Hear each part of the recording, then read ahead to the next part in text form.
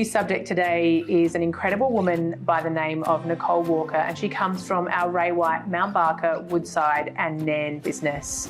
Nicole started in the industry around 6 years ago, where she started as a cadet knocking on doors, and today she is the second ever Chairman's Elite Agent woman from the South Australian network. Nicole will share her story of how she has persisted and grown an incredible career, and also battled some incredible personal battles with absolute dignity and grace. Thank you, Nicole. Thanks for joining us today. Okay, so I did just mention your accolades. Congratulations. This year is your first year achieving Chairman's Elite status. Correct. So, and the second ever female to do so in South Australia. Yes. We're going to get to how you did that. The other thing in talking about your business is that your structure has been probably not the typical route. You have worked inside a team along the selling principal, Ryan Keatley. Correct. And this year was the first year that you were actually put into that lead agent recognition space. One of the gratifying things for you is that the team has never done better than under your stewardship. So we're going to hear about all the things that you've done to get yourself into that position. But before we start, I would like to go back to the past and just hear a little bit about you as a younger person growing up and your early ambitions. So what did you want to do when you were in school?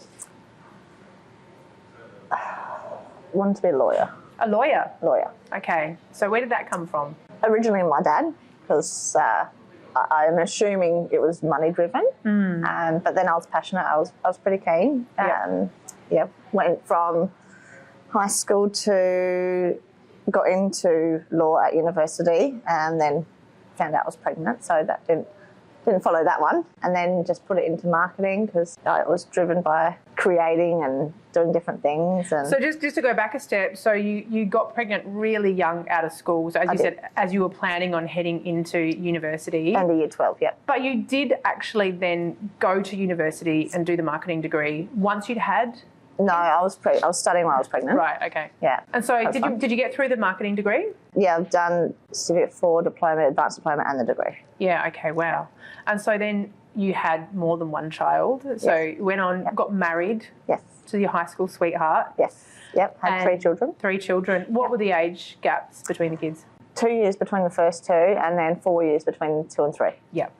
And you did other work in between time? Yes. So what were you doing? So accounting for a small business, also worked for myself, and then I flipped houses as well, or renovated and sold houses. So. Yeah, and so that interest in real estate, you always had that, right? Yeah. Good way to... I was always kind of, not close, but I'd always kept in tune with the market, real estate agents. I always found it fascinating what they did. Always thought there was a lack of good real estate agents. You know, I always thought that they could have done better. I don't know whether or not it was where we were at the time or just the time of how things were then, but... yeah. And so you had an interest in real estate. You were actually approached by Ryan, who's now your selling partner and the principal of the business you work in. Before he approached you to work in real estate, did you actually consider it as a career choice? I did, yes. You did? Yeah. Probably 3 years prior, I actually looked at the course and then fell pregnant again. Yeah. It's a common denominator here. Those kids, they ruin everything.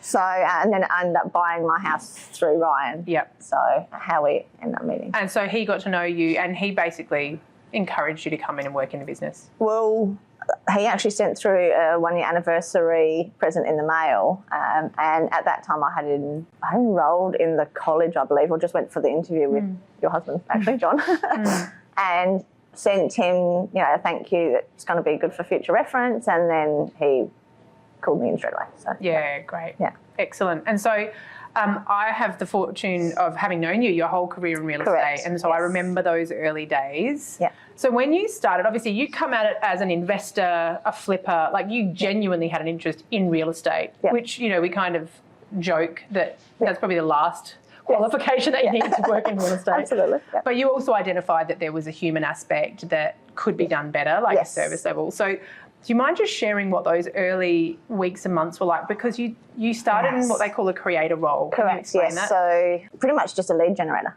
So to start with, it was my first day before even I went to the college was in Ray White, Mount Barker. I had no idea. I was completely oblivious to actually what entails to be a real estate agent, and then started at the college, and then it all just kind of fell into place. But it was very daunting. It was not what I expected. The idea of calling people and knocking on doors and all that stuff. No, that didn't bother me. The calling I was not good at. I think just the work environment was just different to what I'd been in. Well, I hadn't had a career prior to. Yeah. So it was all just a lot to consume. Yeah, yeah. And like, you know, you always had, I mean, you mentioned you didn't love the phones, but you really kind of found your feet on the doors pretty early. And so in that creator role, correct me if I'm wrong, you effectively stay in a 100% lead generation role. So either calling the office database or finding new data, door knocking, until you have 700 pieces of data. That's right. Yeah. And so during that time, if you found a lead, that would go to one of the other lead agents in the business. Yeah, I'd go out, just get their details and just let them know that someone will be in contact with them. So go back to the office, whether that be the day, you never promise, it's just in the next few days someone will contact you. Yeah, but that data would be yours? No, that would go to the agent. It would go to the agent, okay. Yeah, so it's just purely just creating leads. And so how long were you in that role of just knocking on doors, creating opportunities? Full time was probably about 3 months. Yeah. Yeah. And tell us what a good day looked like for you. So what would be a successful day on the doors in terms of number of people you spoke to, maybe number of data, number of appraisals? In terms of good day, for as in successful, average probably 4 to 5 appraisals on the doors a day. Wow. Yeah. Wow. Yeah. So do you mind just sharing what you would say? Like, what would that script go like when if you knocked on my door, you're like brand new Nicole, full of enthusiasm, and I'm just sitting in watching Oprah Winfrey in the middle of the day, and you knock on my door. What do you say? Hi, my name's Nicole from Ray Whiteman Barker. Just in the area, updating people. Are you curious to know what the market's doing? We're sending through a market report. Can either post it out or I can pop that in an email for you. Oh, yeah, that'd be great.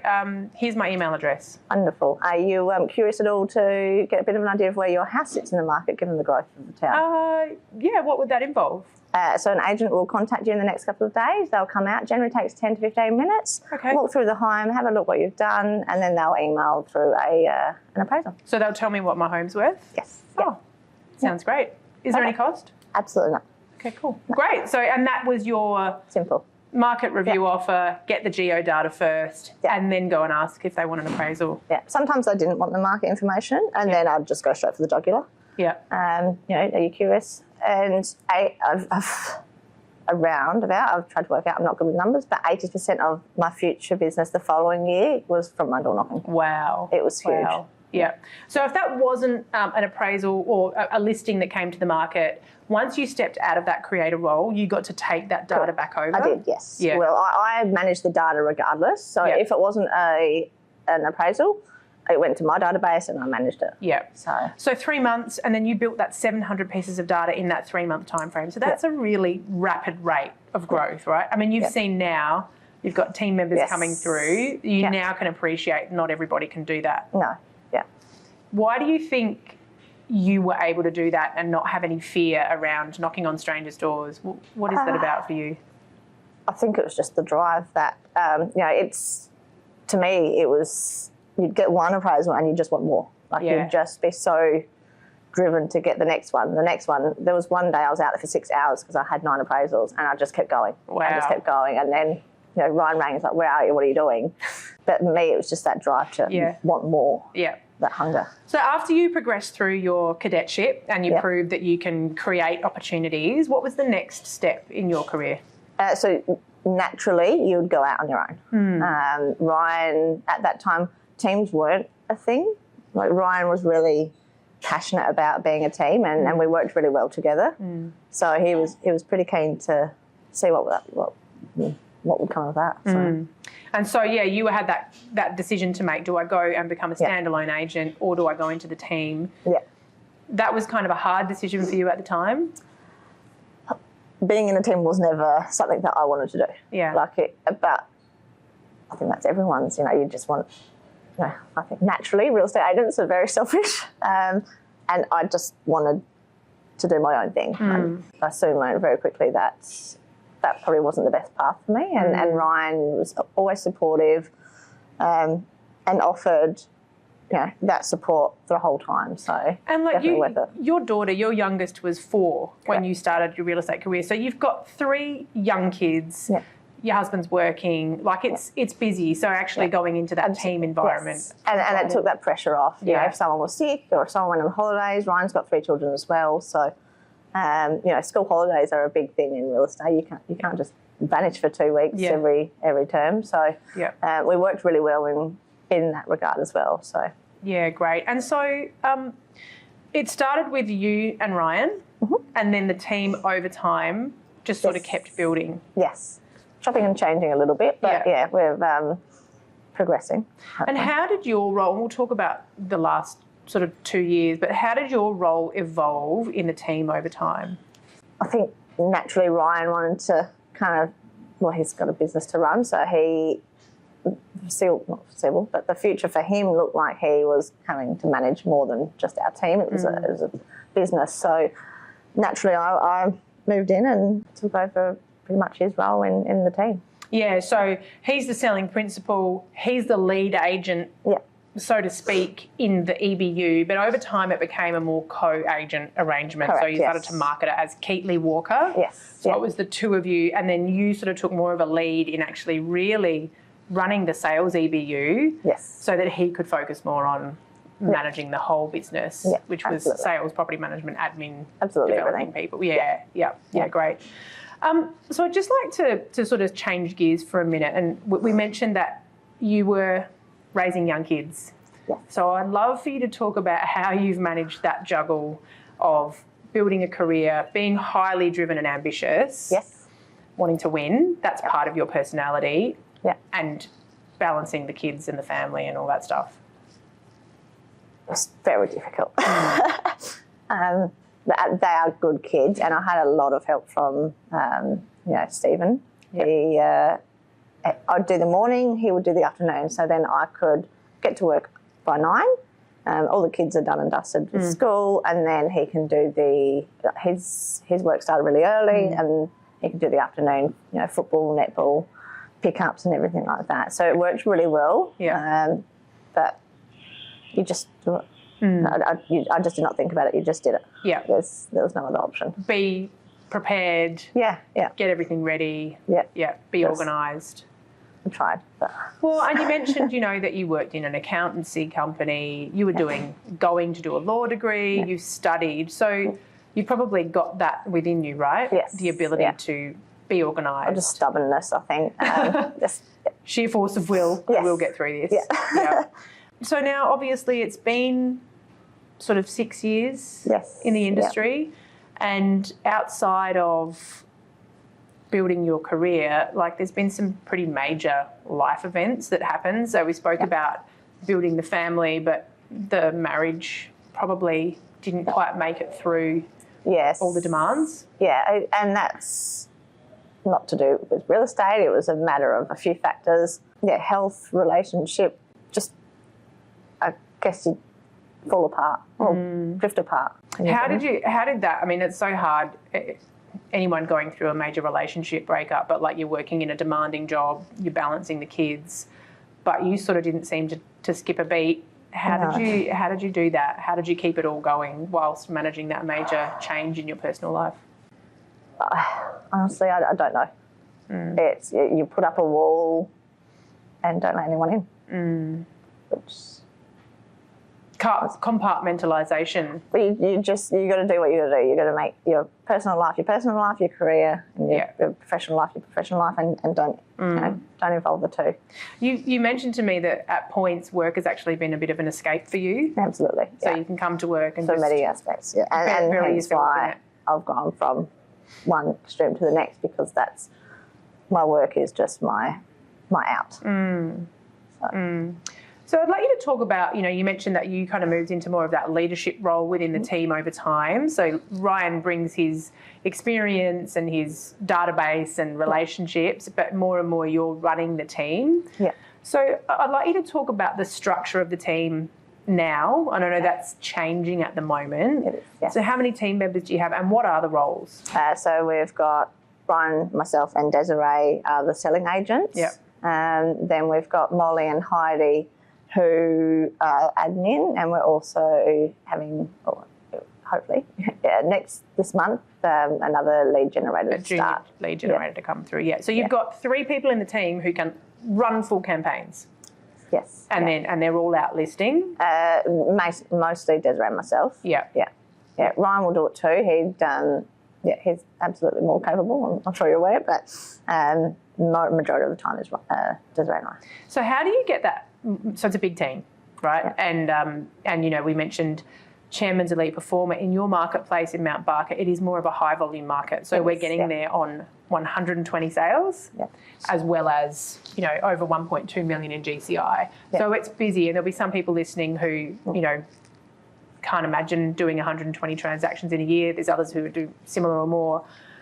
But how do you manage your time between bringing team members through, making sure everyone's doing what they need to in those various roles, and also keeping the listings and sales coming through the door? Sleep less. I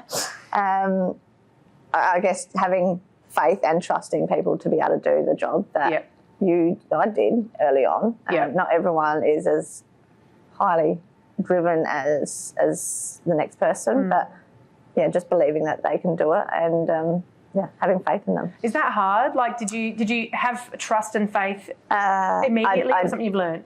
No, I've learned to again put that barrier between work and friendship or relationships, and I've had to learn it. Yeah. So you made a comment to me earlier before the interview that there were previously maybe the friendship was prioritised over performance in the business, and then ultimately that has to be dealt with at some point. Yes. Yeah. So I find that always obviously come across friendly rather than aggressive. But definitely making sure that the task that you set out that I do, is it monkey see, monkey do, but make sure they're accountable. So. Yeah. And so the other thing that I'd like to talk about is this increase in performance. So we mentioned that Ryan really was the lead agent, marketed as the lead agent. All the figures went under him until this year. And then this year it was switched so that you were recognised as a lead agent and you're now receiving the recognition status. But the team has never done better. Like it's, some people might say, well, what's changed? But probably more females. Yeah, more women. No. So I asked you this before. I think it's really, so many people will want to know, like, how do you go from selling, 60, 70, 80 properties to 120? Like, what's the critical things that you guys changed? More discipline, I think. Focusing on the things that you can do and outsourcing the things that you can't, and letting people in to help you, and just letting go of that control. But also other factors of my life have changed. Health, family, things like that. It's been a long couple of years in a build-up to finally being able to focus really wholeheartedly on real estate. Yeah, you mentioned your health. So when you were 33 a few years ago, I think you said it was. Calm down. Sorry, you're only 20. Yeah. Sorry. A few years ago, you actually received some pretty shocking health news, which was a bowel cancer diagnosis. Yes. Yeah. So I cannot imagine how that must have been. You're a young woman, you've got a young family, you've gone through a separation, and you're... No, I hadn't at that stage. You hadn't, okay. So it was during COVID, so you're not allowed, you weren't allowed anyone at the doctors with you. So being told that by myself, and I had to start treatment that day, it was, I didn't hear anything after that. I completely blocked it out. Yeah. So... And like 100% engaged in your career as well, and growing your career. Yeah. And that was something that you did really battle quite privately. You didn't really talk about it openly at work. No, I didn't want people to use it against me. If you're sick, then how can you sell a house? Or and really, I don't want people to feel sorry for me. It was that was my business. Yeah. How was that? I mean, I remember talking to you when you're going through it. Like, you're literally going through chemotherapy, feeling awful, being sick, and still going to work every day. Yeah. How did you do that? Again, work was my saviour. Yeah. The support of the family as well, but work made me feel like a person, not a patient. It made me feel like I was normal, and that I wasn't as sick as I was. So how, like, just give us an example of when you were right in the middle of your treatment, what would a typical week look like? So I had chemo 3 times a week, which I'd be up until about 4 o'clock throwing up, and then I'd get up at about 7 to get the kids to school, go to work till about 6, get home. Next day I would recover. I would work. I had 4 days off in the whole 3 years, and 4 surgeries. So the days I had surgeries, the days I took off. And then the second day is when I'd had treatment again. Wow. But I refused to, And so the inner team knew about it. They knew what was going on, but no one else really knew. The office knew. Obviously, I'm not sure if you know of anyone that's been through it. You do change as a person. Your patience is very thin. I was a lot, I'd say, angrier, closed off. I was a different person. So people knew. They had something was different about you. Yeah. How was that, like, facing your mortality? Were you just focused on getting better to get through that for the kids? No, I think I was in denial. Right. Okay. Yeah. I just didn't. Yeah. I just didn't believe it. Okay. Yeah. So put that in a box. It wasn't there. Yeah. I just ignored it. Yeah. Wow. And now obviously you've come through the other side and your health is better. Yeah. And so then we get to this year when you're put in the driver's seat as lead agent and you're just going for it. Yeah. Yeah. So the difference was your resolve. There's nothing in the way of me achieving my goals this year. Yeah. And you mentioned to me that you are incredibly ambitious and driven. I am, yes. And I'm very, I'm sure all agents are. Was it when you... Competitive? That's it. Yes, very competitive. And I also find that I'm competing against myself as well. So the previous year, what did I do? What can I do better? Yeah. What can I grow on? Yeah. It's not so much competing against other agents because that's their path. Not that I don't care, but I'm focusing on what I can do better and what our team can do better and how we can grow and learn. So just continual improvement. Absolutely. You mentioned earlier, like, you've got more women in the team now. Yes. So Ryan is sort of there as almost like just a figurehead in a way. Yes. But he's not producing as much in the team. He's running the business. Yes. He's still part of the team. So why is it that you think you've got so many women working in your team? I think we work well together. I love to empower women. I find, and not all male agents, but the majority are a bit like peacocks. I don't know, I just think that women can do it better. No offence to men. What do you think? Why do you think women can do it better? What do you think that? Because I've seen it. Yeah, you've seen it. But what are the differences? What do women do that men don't do that you've seen? I think they're more compassionate. Their ability to understand someone and have that connection, drive to help, I think, rather than it's all about them, which I don't think anyone that's come through our team has never made it about them. It's always been about what they can do to help someone else or better someone else, and if it helps them in the long run, then so be it. But I don't see that with a lot of males. I see it's about them and that's it. Yeah, so it's interesting because you mentioned your competitiveness and your ambitious side. Yes. Right? But you manage to then transition it when you're in the business mode of it has to be about the customer first. Absolutely, always. And then the outcome comes naturally as a byproduct of that. Yeah. So you genuinely care. That's what you said to me earlier. Like you really want to help everyone. I do, yeah. And that's what you're instilling into the team. Yes, yeah. So now you're the leader of this team of, I think, what is it, 6 people? 1, 2, 4. 4 plus, and a half. plus Ryan. No. Okay. Fine. Yeah. So I'm being a salesperson and a half. One's embellishing. Coming. Yeah. Okay. 4.5. Just round it up. So which do you enjoy more? Do you enjoy more like being the hungry young agent knocking on the doors, or do you enjoy more being the leader of the team? I like both. Yeah. And I don't know if you can have a happy both, but see where people lack in leadership, and I'd love to help and be successful in that regard, but I will always be an agent. What is it that you love about being an agent? I don't know, it just comes natural to me. I love helping people find their homes, helping them sell their homes, making it as easy as possible when it's not. So interacting with the community and people and getting better prices than my competitors. Yeah, okay, getting great results. Yeah, it's interesting. What's something that you wish that you had known at the start of your career that you know now?